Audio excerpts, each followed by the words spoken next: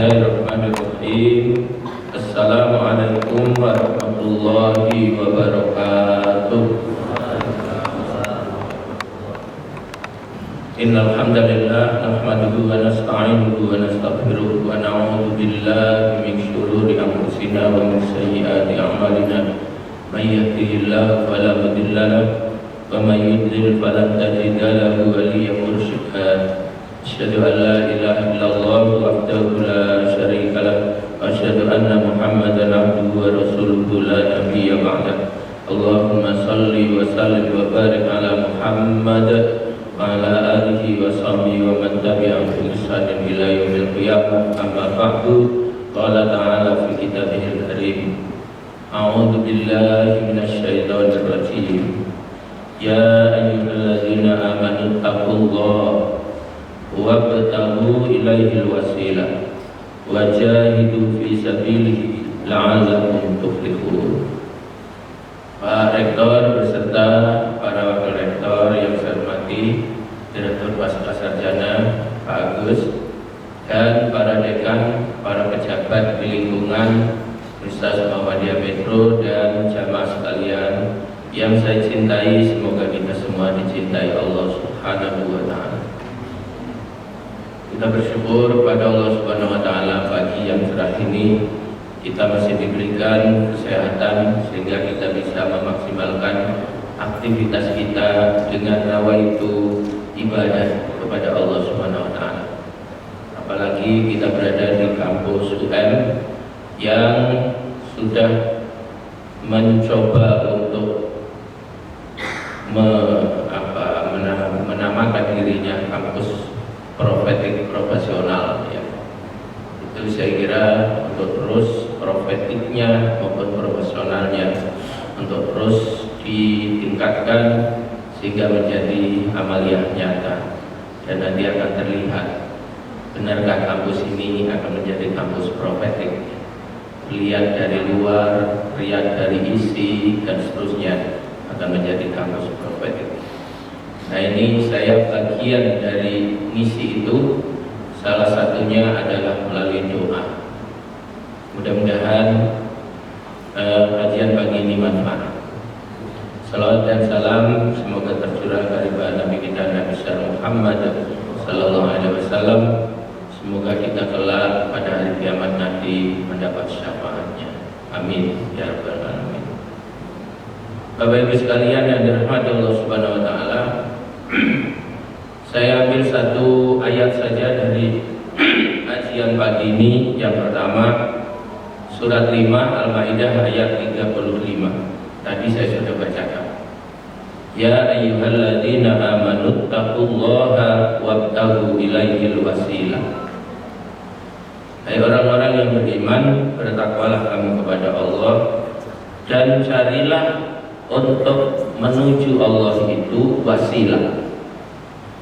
Ya, jadi itu ada untuk menuju Allah itu kita diperintahkan wabtaghu ilaihil wasilah. Jadi kita diperintahkan untuk mencari wasilah melalui perantara wasilah. Dan kita akan jelaskan sedikit apa yang dimaksud wasilah. Wajahidu fi sabilillah, bersungguh-sungguhlah kamu, berjihadlah kamu pada jalan Allah, la'allakum tuflihun, agar kamu menang. Jadi ayat ini perintah kepada orang yang beriman agar bertakwa. Itu pertama intinya. Yang kedua, menuju Allah itu dengan wasilah, dengan cara mencari wasilah tadi. Kemudian yang ketiga, bersungguh-sungguh di jalan Allah. Tidak boleh sambil main-main, sambil leye-leye. Tidak ada waktu yang diprogramkan, tidak ada jadwal yang dijadwalkan untuk menuju Allah itu. Jadi semuanya harus terjadwal, harus tertarget, dan seterusnya. Kenapa begitu? La'allakum tuflihun, agar kamu menang. Sebab kalau tanpa itu cuma nyambi, cuma sekedar sisa waktu, itu nggak akan menang, nggak akan menang. Jadi ini surat 5 ayat 35. Sama sekalian yang dirahmati Allah Subhanahu Wa Taala, apa yang dimaksud wasilah dari cerita Rasulullah kepada para sahabat, ini hadisnya sahih, diriwayatkan oleh Imam Bukhari dari Abdullah bin Umar, ya.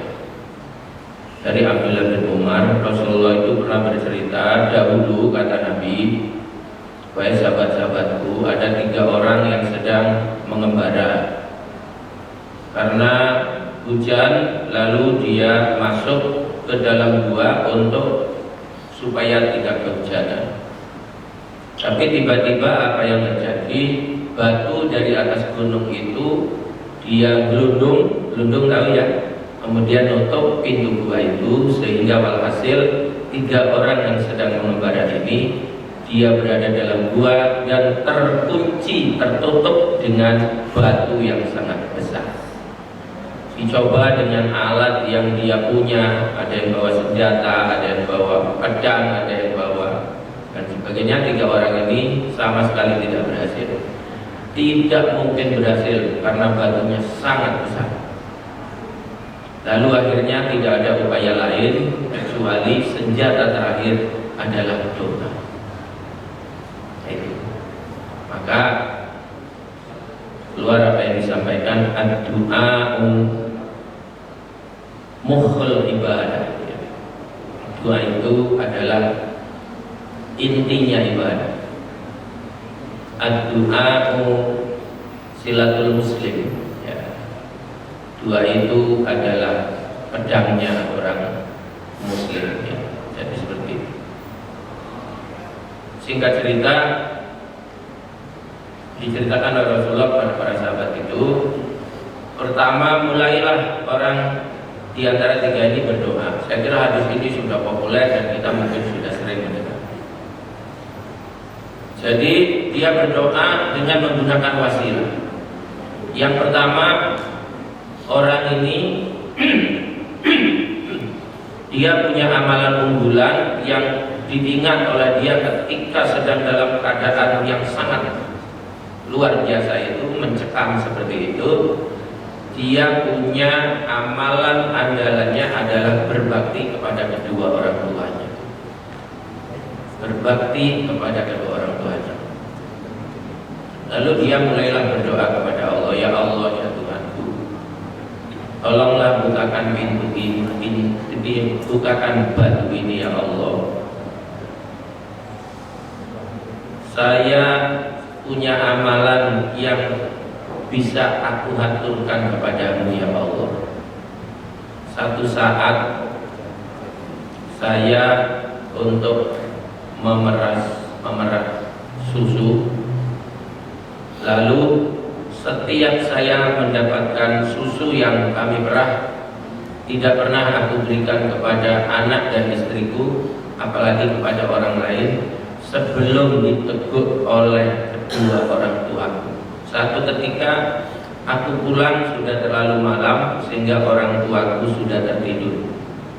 Si susu itu aku pegangi menunggu ayah dan ibuku bangun tidur, tapi belum bangun-bangun juga, sampai aku tunggu sampai waktu fajar tiba.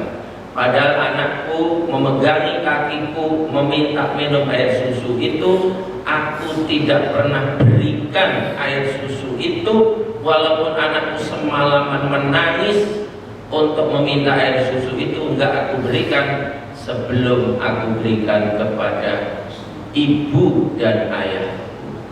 Ketika waktu fajar tiba, lalu kemudian ibuku aku bangunkan, ayahku aku bangunkan, beliau sudah bangun, saya berikan air susu itu, diteguk oleh ayah dan ibuku, kemudian baru aku berikan kepada anak dan istri.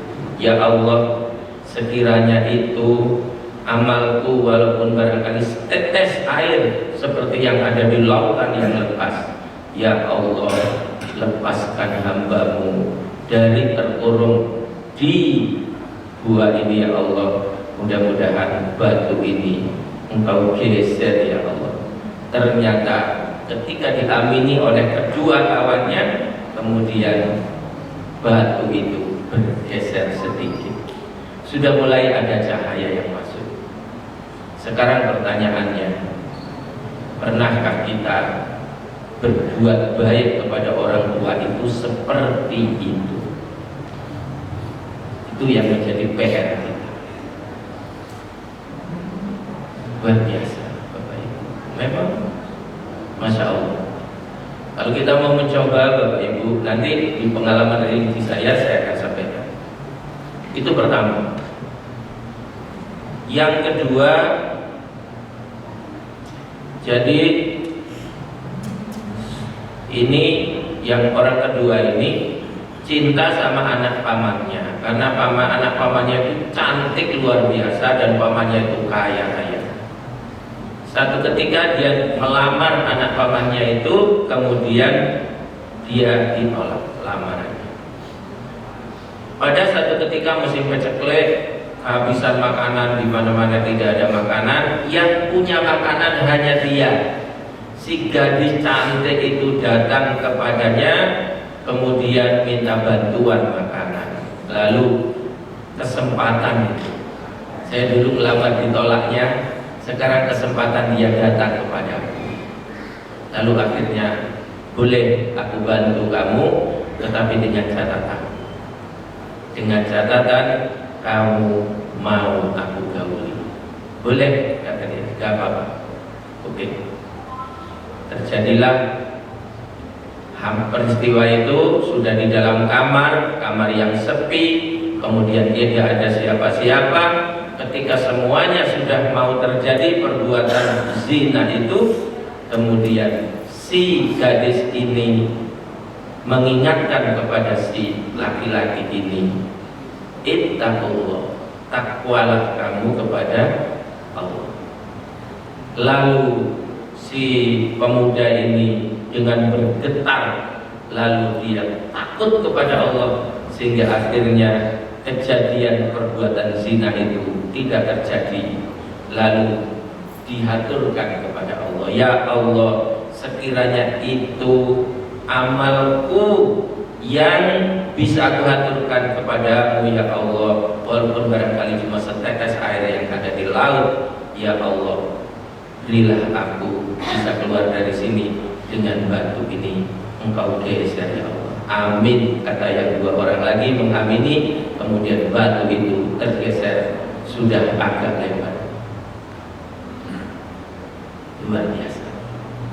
Yang ketiga, ini hadisnya sahih, cerita dari Rasulullah kepada para sahabatnya. Yang ketiga, ada seorang saudagar, dia mempekerjakan banyak pegawai. Ketika gajian semua ikut gajian, tetapi ada satu orang yang tidak ikut gajian. Setelah dicari-cari oleh si bosnya ini, ternyata orang itu sudah pergi entah kemana, tetapi gajinya masih dipegang oleh bosnya, gajinya oleh majikannya. Karena dia tidak ada, akhirnya daripada dia pegang uang, akhirnya si uang itu diinvestasikan oleh bosnya ini untuk membeli kambing, untuk membeli unta dan seterusnya. Banyak sekali yang dibeli. Kemudian dari uang gaji itu, sekian puluh tahun yang akan datang, si pekerja tadi datang kepada majikannya, wahai tuan, saya datang ke sini, saya mau mengambil gaji saya yang sekian puluh tahun lalu saya belum ambil. Saya waktu itu karena ada sesuatu yang saya harus segera pergi, kemudian saya tidak sempat mengambilnya. Oleh si majikannya ditunjukkan, itu milikmu, itu gajimu, sekian ribu kambing, sekian ribu unta dan seterusnya. Luar biasa banyak sekali. Wahai tuan, jangan apa, ngece saya, itulah. Jangan ngece saya Tuhan, gaji saya itu nggak seberapa. Apa kata si majikannya ini? Benar, itu adalah gajimu.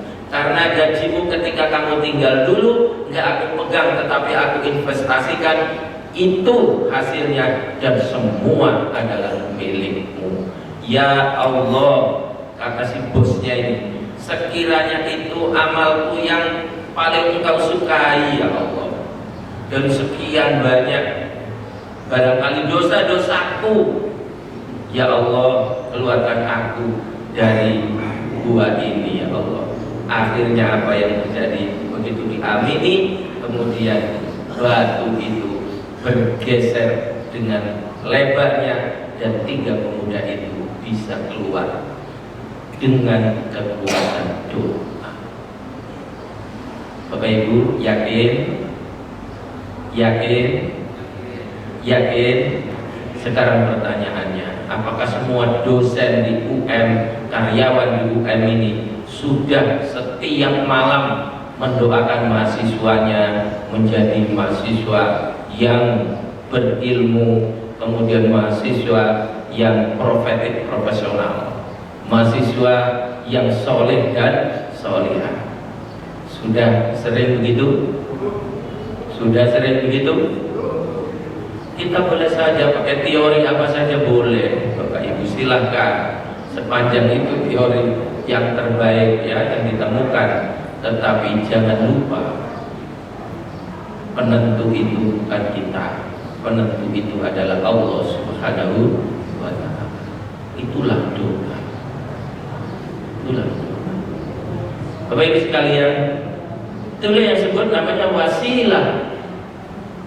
Jadi wasilah itu amalan unggulan apa yang sudah kita lakukan, itu kita aturkan ketika kita berdoa kepada Allah Subhanahu wa Ta'ala. Sekedar pengalaman Bapak Ibu, maka judulnya tadi kan pengalaman religi ya. Satu ketika saya masih tinggal di Masjid Jihad dulu, karena saya tinggal di Mikrab Masjid Jihad itu hanya 6 tahun ya. Hanya 6 tahun. Saya kebeli sepeda dari ngajar-ngajar ngaji. Kemudian setelah kebeli sepeda itu saya ngajar ngaji privat di beberapa rumah, sampai 10 rumah saya ngajar ngaji waktu itu dengan modal sepeda itu, dan saya sambil kuliah di IAIN sini, sarjana muda di IAIN sini. Qadarullah saya bawa ke pasar untuk ngambil baju di shopping center di lantai 2 itu. Begitu saya turun, sepeda saya sudah nggak ada. Jadi bahasa kitanya coto. Coto. Pakai apa saya harus memenuhi tugas saya gitu loh. Ngajar 10 rumah itu kan agak lumayan jauh gitu ya. Itu terus kuliahnya juga pakai apa gitu kan, seperti itu ya. Nggak mungkin tanpa sepeda itu. Tapi saya nggak dendam sama pencurinya. Setiap malam, sepertiga malam saya bangun, saya berdoa kepada Allah, mohon kepada Allah. Sebelum itu ada orang datang kepada saya, Ustaz, di Kauman itu ada mbah dukun bisa duduk di atas paku, cuma pakai 2 bungkus jambu, Pak Ustaz, nanti akan diputar giling, nanti sepeda itu bisa pulang lagi. Tapi saya takut Bapak Ibu. Iya. Saya takut. Apa yang saya takuti? Yang saya takut itu hadis Rasulullah itu. Man ataka hinan fasa'alahu an syai'in ujibat taubatuhu arba'ina yauman fa in saddaqaha bima qala faqad kafar. Siapa yang datang kepada dukun, bukan dukun bayi, kahin, maksudnya kahin itu dukun yang tukang ramal, tukang seolah-olah tahu hari esok gitu ya, seolah-olah seperti itu, termasuk yang tergiling segala macam itu ya. Baru datangnya saja kita bertanya tentang sesuatu, 40 hari 40 malam sholat kita ditolak, doa kita ditolak, amal soleh kita ditolak, tutup semuanya, ditolak oleh Allah Subhanahu wa taala. Baru datang nanya. Tapi kata Nabi, fa in saddaqaha bima qala, kalau kamu membenarkan yang dikatakan si Mbah Dukun tadi itu, faqad kafara, sungguh-sungguh kamu itu telah kafir. Ya. Qad itu kalau ketemu dengan fi'il madi namanya kafara, itu pasti. Artinya pasti. Benar-benar kamu telah kafir. Naudzubillah min. Jadi cuma takut sama itu, saya itu makanya nggak mau ke dukun itu.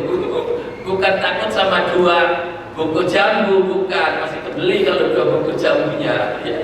Tapi enggak ini Bapak Ibu. Kemudian akhirnya saya minta, apa permintaan saya? Ya Allah, sekiranya sepeda yang nyolong sepeda saya itu pencuri profesional, ya Allah jadikanlah sepeda saya pencuri yang terakhir baginya. Itu doa saya. Yang kedua, ya Allah, sekiranya yang nyuruh sepeda itu karena kebutuhan mendesak anaknya, mungkin keluarganya nggak makan, saya ikhlas ya Allah. Aku nggak akan nuntut di hadapanmu di akhirat. Mudah-mudahan jadi rezekinya ya Allah. Tapi ya Allah, hambamu ini butuh kendaraan ya Allah, gantilah yang lebih baik. Apa yang terjadi Bapak Ibu?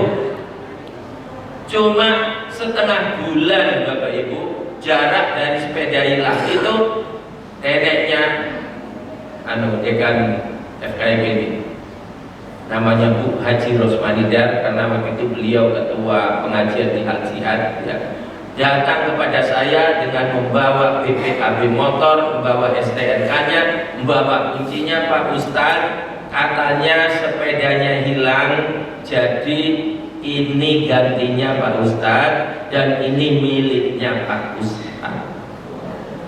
Motor baru L2 Super. Saya naiknya saja belum bisa Pak ya. Iya Yamaha. Belum bisa naiknya saya. Luar biasa. Ya Bapak Ibu, itu kekuatan doa. Saya hanya minta diganti yang lebih baik ya Allah. Diganti betul, dari sepeda diganti motor dalam waktu cuma setengah bulan, motornya baru. Saya naiknya saja belum bisa. Masya Allah, luar biasa. Ada lagi Bapak Ibu, nggak apa-apa, ini sedikit ya Pak Rektor ya. Saya ikut tes CPNS 86. Saya tadinya sudah nggak mau tes karena bapaknya Mas Arif ini, udahlah sini, karena motornya punya saya, dia yang ngurusnya. Didaftarin ceritanya ke Kanwil Depdikbud waktu itu namanya, Kanwil Depdikbud. Akhirnya ikut tes juga. Setelah ikut tes dinyatakan tidak lulus. Sudah diumumkan tidak lulus. Saya itu tidak lulus, bapaknya Mas Arif ini juga tidak lulus, dan beberapa teman enggak lulus, dinyatakan enggak lulus. Tapi saya minta di sepertiga malam yang terakhir itu, minta ya Allah, sekiranya jadi PNS itu ya Allah akan membawa manfaat untuk kehidupanku, keluargaku, agama, dan juga akhiratku ya Allah. Ya Allah, jadikanlah aku PNS. Mintanya cuma begitu. Apa yang terjadi? Sebulan kemudian saya dapat panggilan memenuhi berkas. Aneh kan? Aneh itu. Untuk melengkapi berkas, yang manggil namanya Pak Kasmir, waktu itu Kabag Kepegawaian Kanwil Dikbud Provinsi Lampung. Begitu saya datang ke sana, kemudian dia jelaskan apa penjelasannya. Jenengan ini saya minta melengkapi berkas karena apa? Ada formasi MIPA itu 20 orang yang seharusnya terisi, tapi orangnya nggak ada. Daripada formasi itu dikembalikan ke pusat, maka akhirnya kita isi dengan formasi guru agama yang kemarin kebetulan tidak lulus. Dari tidak lulus malah dapat SK CPNS. Masya Allah. itu berkat doa.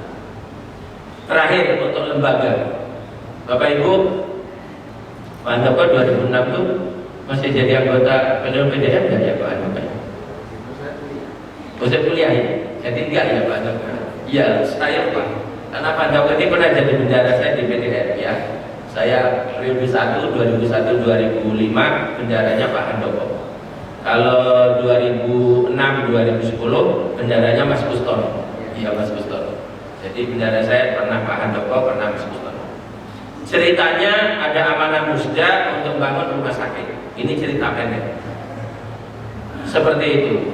Saya menugaskan Pak Haji Amin HS, dulu bendara BPH di sini, untuk mencari tanah. Dicari sama beliau, dapatlah yang paling dekat dengan klinik di Duadu. Sudah tawar-menawar dan sebagainya, sampai Pak Haji Amin mengatakan 2 kali lipat nggak apa-apa, yang penting dijual untuk Muhammadiyah. Pak Haji minta waktu, pengurus mau rapat dulu, nanti jawabannya akan disampaikan. Begitu pengurusnya rapat, apa jawabannya? Pak Haji dengan sangat menyesal dan mohon maaf yang sebesar-besarnya, untuk Muhammadiyah tanah itu tidak ada harganya.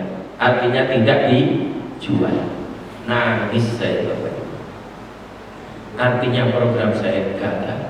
Saya selaku ketua Bapak Ibu.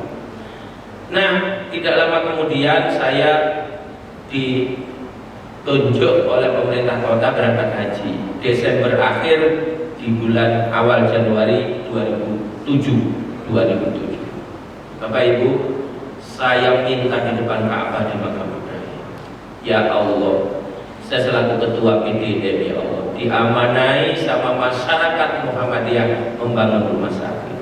Sekarang mentok ya Allah, tidak ada jalan lain, tidak ada jalan. Kami sudah mentok ya Allah, tapi bagi Engkau tidak ada yang mentok itu. Tolong ya Allah, berikan jalan keluar. Berikan ya Allah jalan keluar. Muhammadiyah punya rumah sakit. Begitu juga di Ronto, begitu juga di tempat-tempat yang mustajab doa, selalu minta tentang itu.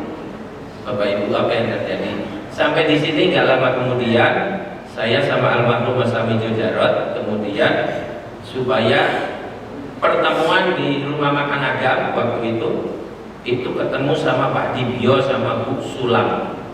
Beliau punya RB Amanah yang sekarang posisinya di Rumah Sakit Muhammadiyah ini. RB Amanah kamarnya ada 10 tapi kecil-kecil. Kemudian beliau mau diakuisisi oleh Muhammadiyah, dikerjasamakan. Beliau mintanya kerjasama. Apa saya bilang? Bapak dan Ibu, kami bersedia Muhammadiyah itu kerjasama, tapi dengan syarat 3 syarat. Pertama, namanya Muhammadiyah. Yang kedua, pemiliknya Muhammadiyah. Yang ketiga, manajemennya Muhammadiyah. Kalau Bapak dan Ibu setuju, nggak apa-apa. Kita datangkan apresial independen untuk dinilai berapa nilai tanah dan nilai RB Amanah itu. Kemudian nanti kita jadikan saham. Tapi 3 syarat ini nggak bisa diganggu-gugat. Namanya Muhammadiyah, pemiliknya Muhammadiyah, manajemennya adalah Muhammadiyah. Beliau setuju, oke, ke notaris, teken ke notaris, setuju, dinilai dan sebagainya. Berdirilah Rumah Sakit Muhammadiyah tahun 2008. Jadi setahun berikutnya. Saya bilang waktu itu dengan Pak Karman almarhum, karena wakil ketua yang membidangi adalah Pak Sukarman Setiharjo waktu itu. 10 tahun yang akan datang, Rumah Sakit Muhammadiyah ini mampu bersaing dengan Mardi Waluyo yang sudah 50 tahun berdiri. Apa yang terjadi, Bapak Ibu? 2018 diakreditasi, kita dapat paripurna. Rumah Sakit Mardi Waluyo dapat B. Artinya kita dapat A, Rumah Sakit Mardi Waluyo dapat B. Apa yang ingin saya ceritakan Bapak Ibu? Yang ingin saya ceritakan doa ketika di Mekah. Allah berikan jalan keluar. Ternyata menurut akal kita terbaik di dua-dua, Allah memilihkan di sana yang terbaik. Karena itu Bapak Ibu sekalian, jangan pernah tidak berdoa. Jangan pernah, terus saja berdoa. Saya pernah diajar kemarin, diajari sama Ustadz Syihabuddin Abdul Hamid yang punya Iskarimah. Dia bilang gini, Ustadz, kalau minta tanah itu jangan tanggung-tanggung sama Allah itu. Jangan 1 hektar, 2 hektar, 3 hektar. Minta minimal, kata dia, 40 hektar ya Allah. Minimal komplek ini 40 hektar ya Allah. Maka kemarin saya ngisi pengajian pagi juga di Rumah Sakit Muhammadiyah. Saya sampaikan kepada manajemennya, karena hadir semua waktu itu. Saya sampaikan, Pak Direktur, Mas Teddy, saya bilang, mintalah kepada Allah tanahnya Muhammadiyah di sini ini, Rumah Sakit Muhammadiyah ini 100 hektar. Jangan minta 10 hektar, saya bilang, tanggung. Bagi Allah itu tidak ada yang mustahil. Tidak ada yang mustahil. Bapak Ibu, jadi itu saya kira mudah-mudahan mafhum Bapak Ibu. Karena itu mari kita buat amalan unggulan kita itu apa. Kita kepengen jadi ahli Quran, jangan pernah meninggalkan baca Quran. Kita pengen jadi ahli tahajud, jangan pernah meninggalkan tahajud. Kalau kita pengen jadi ahli duha, kita jangan pernah meninggalkan sholat duha. Dan begitu seterusnya. Kita buat amalan unggulan, yang amalan unggulan ini kita jadi wasilah kepada Allah. Minta apa kita di hadapan Allah Subhanahu wa ta'ala. Lama unggulan aja nggak punya kok, minta sama Allah. Malu lah mintanya aja. Iya Pak ya? Iya Pak ya? Bapak Ibu sekalian, sebenarnya masih banyak yang ingin saya ceritakan bagaimana pengalaman Nabi Ibrahim meminta sesuatu yang mustahil, tapi ternyata dikabulkan oleh Allah Subhanahu wa ta'ala. Itu bisa kita baca dalam surat 2126 ya. Surat 2126. Wa idh qala Ibrahim rabbi ij'al hadza baladan aminan warzuq ahlahu minats tsamarat. Bapak Ibu, mustahil betul mintanya. Permintaannya itu mustahil. Ya Allah, jadikan negeri ini, Mekah ini ya Allah, baladan aminah, negeri yang paling aman ya Allah. Warzuq ahlahu minats tsamarat, berikan rezeki penduduknya ya Allah dari buah-buahan. Ya mustahil Bapak Ibu, mintanya Nabi Ibrahim kok diberikan rezeki melimpah buah-buahan. Lalu ditanam aja tanahnya nggak tumbuh kok, mintanya itu. Tapi apa yang terjadi sekarang? Buah apa yang nggak ada di Mekah Bapak Ibu? Yang di metro ini nggak ada di Mekah, ada Bapak Ibu. Melimpah loh. Doanya Nabi Ibrahim. Jadi karena itu Bapak Ibu, jangan pernah kita berdoa lah mustahil lah kalau saya. Jangan. Contoh kecil, sekarang kita memang masih pas-pasan, bahkan ada kala kekurangan kita itu. Umpamanya, ya Allah segerakan kami bisa menjadi tamumu ya Allah ke Ka'bah. Jangan pernah enggak merasa tidak yakin. Kita yakin kalau Allah mau memberi, mudah kok caranya. Bagi Allah nggak ada yang sulit. Tidak ada yang sulit. Apapun yang kita minta untuk kebaikan, insya Allah. Karena itu jadi Allah, ud'uuni istajib lakum. Berdoa kepadaku, niscaya akan aku ijabah, akan aku kabulkan doa. Bapak Ibu, saya kira itu ngaji pagi ini waktunya sudah lewat 5 menit. Mohon maaf Pak Rektor, ini saking semangatnya. Ya, saya kira ini saja Bapak Ibu yang bisa saya sampaikan. Yang terakhir, barangkali kalau nanti SK BPH sudah turun, lalu saya tidak berada di dalam, bukan berarti saya tidak menyertai. Ya, satu saat saya siap untuk diminta apa saja untuk kebaikan. Ya Bapak Ibu ya, karena saya jadi ketua BPH itu sudah jadi ketua PDM dulu, jadi sudah berapa ya sampai hari ini 20 20 tahun lebih Pak Handoko ya, sama Pak Handoko dan masih saya juga. Gitu. Jadi sejak Pak Marzuki jadi PJ sampai jadi rektor lagi, kemudian Pak Handoko, kemudian Pak Karwono, Pak Jazid, nggak pernah berhenti jadi BPH. Pada saatnya memang sudah regenerasi, tapi nggak apa-apa Bapak Ibu, insya Allah saya selalu menyertai kita semuanya.